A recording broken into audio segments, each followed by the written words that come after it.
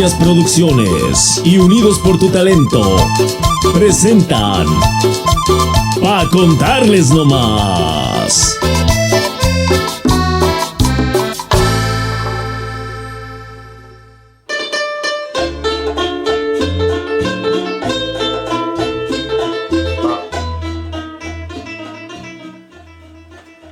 Hola, ¿qué tal amigas y amigos? Yo soy Abel Navarrete, producción general de Sospechoso Records, en compañía de Producciones Camilo, Unidos por tu Talento. Hoy en este día tenemos el espacio de este programa para presentarles las historias, las vivencias de un personaje muy en especial que ha sido partícipe de grandes cosas en este municipio de Tejupilco. Hoy quiero hablarles de una persona que muchos lo conocen. Él es Eduardo Cortés, el profesor Lalo. Vamos a escuchar su historia. Pues sí, mi nombre es Eduardo Cortés Flores, nacido en Bejucos. Saludándoles a mi querido público que nos esté observando. Muy buenas tardes o buenos días donde quiera que estén. Saludos muy afectuosos para todos ustedes que nos están viendo. Mi deseo siempre fue de niño aprender a tocar guitarra, pero en ese tiempo no había ni quien me enseñara, ni tenía yo guitarra y no tenía las posibilidades de comprar una. Entonces, de mis domingos, que me daba mi papá 20 centavos, mi hermano otros 20 y un alumno, un peón que tenía mi papá, me daba 10 centavos. El caso es que yo juntaba 50 centavos. Este señor me vendió la guitarra para pagársela en esos pagos. Le daba yo 50 centavos cada semana. Así fue como obtuve mi primera guitarra y empecé a aprender por ahí con lo que veía, algunas personitas que tocaban algún tono y les iba aprendiendo yo, hasta que llegó un maestro de Tlapehuala, maestro Félix Tavira, por cierto, muy conocido el maestro y muy avanzado, un señor muy bien preparado. Y ahí fue donde empecé a aprender ya con una técnica ya profesional. Sabemos que desde niño le gustaba mucho la música, que a la edad de los 12 años dominaba una técnica con solo mirar los acordes. Pero también queremos saber cómo fue o quién fue su inspiración. Yo siempre escuchaba música.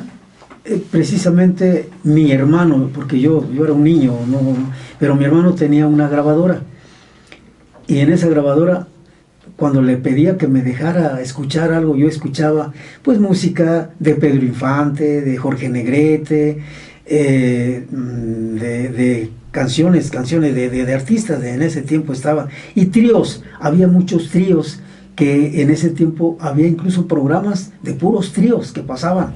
Y yo escuchaba, me gustaba mucho, yo deseaba ya, sentía que ya tocaba como ellos. Era mi ambición de tocar la guitarra. Además de la música, tuvo otros dos oficios que aprendió muy bien. Uno de ellos era la sastrería y el otro la panadería, oficios que desempeñaba perfectamente bien. Yo tuve que aprender, también me gustaba mucho la sastrería. Tuve que aprender la sastrería y la panadería. Y mucho estuve trabajando en eso pero mi música era mi pasión. Mi música era lo primero. Trabajando en la sastrería o en la panadería, pero yo siempre con mi música, tratando de aprender cada día más. A una cierta edad se muda a la Ciudad de México. Con el apoyo de sus tíos, entra al conservatorio. Ahí forma un trío llamado Esmeralda con sus primos, con los cuales trabaja en bares, cabarets y demás. Sí, gracias a Dios tuve la oportunidad, como digo, tenía ganas, deseos mucho de aprender, de superarme. Metí al conservatorio con la especialidad que yo quería, era guitarra, y fui superándome mucho, y ya con mis primos los convencí de que hiciéramos un trío. Ya uno de sus hermanos ya tenía un trío en ese tiempo, famoso, y por cierto. Y empezamos a formar el trío, a estudiar, a preparar canciones, y empezamos a salir a trabajar a los bares, a los restaurantes. Incluso nos dieron como base, trabajábamos exclusivos en un restaurante de españoles, pero había días que no había ahí, clientes, y nos salíamos a los bares, a los restaurantes, a los lugares donde había manera de trabajar, y trabajamos bastante tiempo con ellos.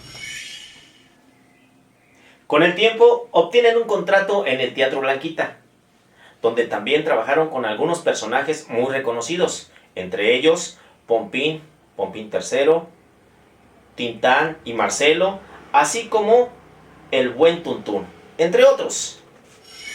Hubo una persona que nos escuchó y nos invitó a trabajar en el Teatro Blanquita. Nos dieron un pequeño contrato de 3 meses nada más. En ese tiempo estaba trabajando ahí Pompín y Pompín III, se hacía llamar Pompín con su hijo, se hacía llamar, porque antes era Pompín y Nacho, pero ya Nacho había muerto, ya nada más estaba él y su hijo, y se hacía llamar Pompín y Pompín III. Ajá. Y había muchos duetos en aquel tiempo de cómicos, como es Manolín y Chilisque, como Tintán y Marcelo, como ellos, Viruta y Capulina. Entonces estuvimos trabajando ahí un tiempo en el Teatro Blanquita, gracias a Dios nos dieron un contrato, estuvimos trabajando un poco ahí. En una ocasión llegó el señor Cantinflas, llegó ahí y estábamos nosotros en el escenario, y ya que salimos nos mandó llamar: a ver, muchachos, ¿les gustaría trabajar conmigo en las carpas donde...?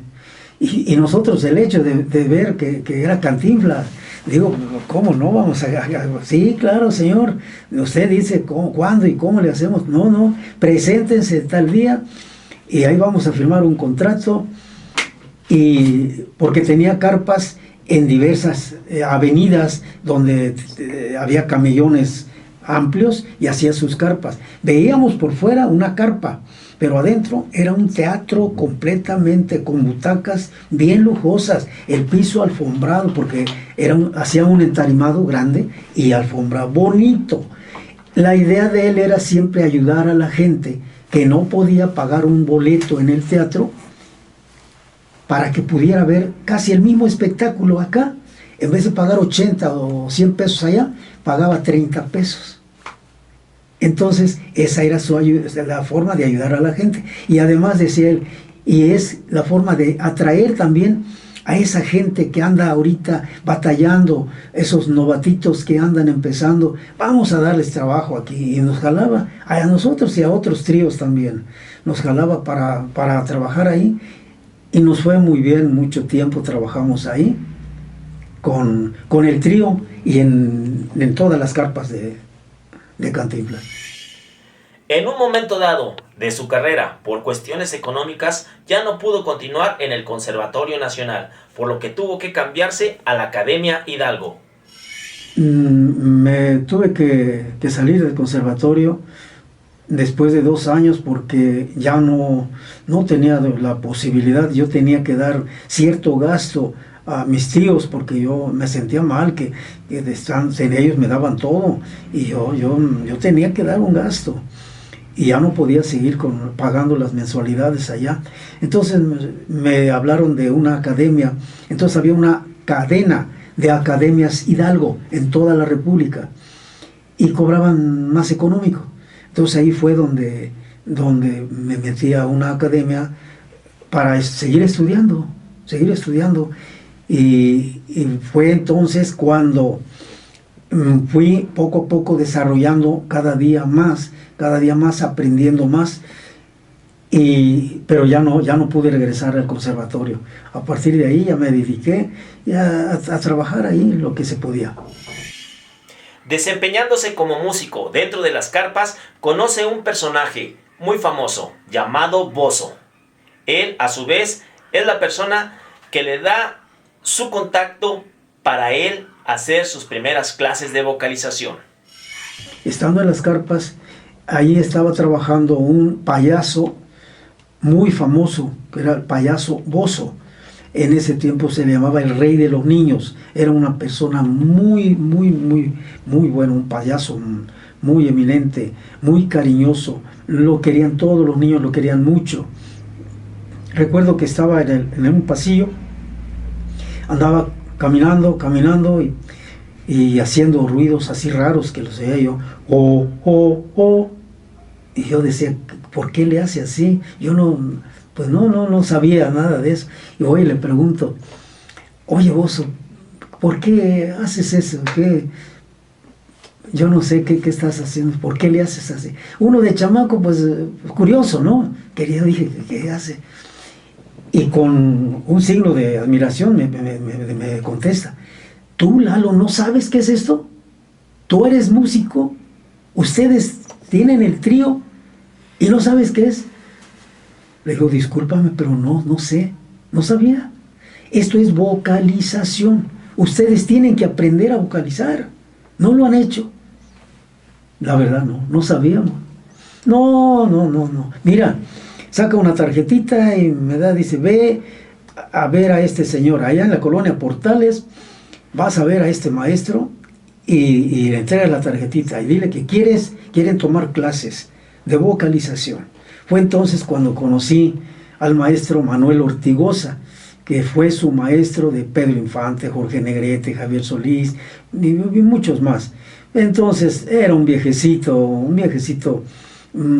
dicen que cuando estaba en su apogeo era un hombre alto, fornido.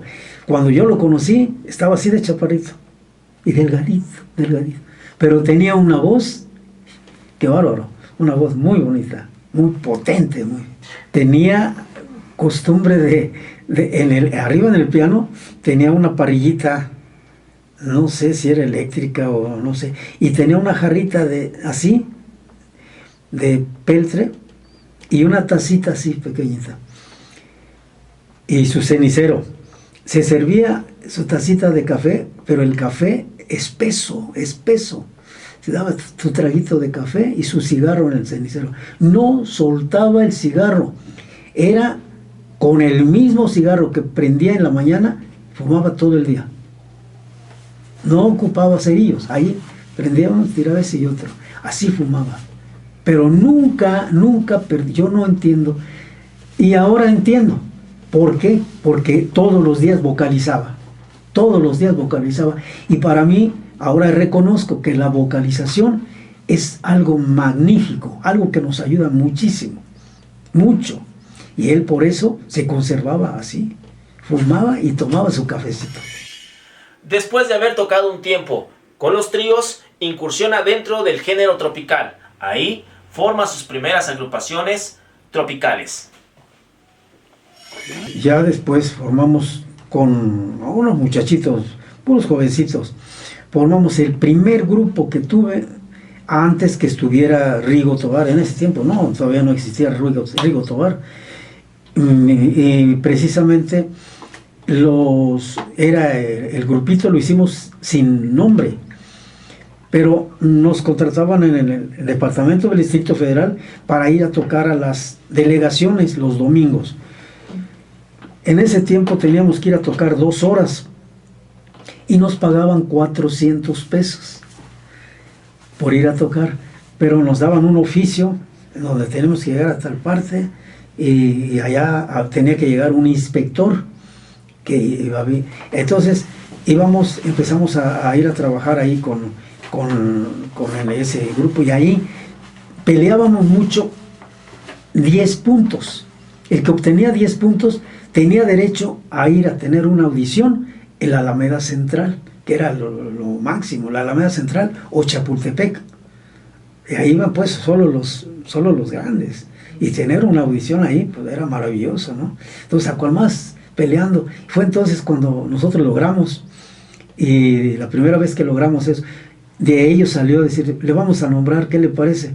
Tropicana Costa Azul. Bien, me pareció bien, nosotros no sabíamos ni cómo. Y sí, a partir de ahí se quedó el nombre de Tropicana Costa Azul. Cuando salíamos en las delegaciones, tocábamos en un lado, el otro domingo en otro lado, y iban pasando el reporte, de acuerdo como era nuestra actuación, pasaban el reporte y ahí adquiríamos los puntos que nos ganábamos. cuando hice la canción de La cumbia del pajarito y ¿qué les parece? Barranquilleros de soledad. Pues se queda Barranquilleros de soledad. Y empecé a buscar, quizá no todas aprecian mi música, pero muchas personas sí. Te aseguro que muchas gentes han aprendido y que me van a recordar. Yo sé que me van a recordar.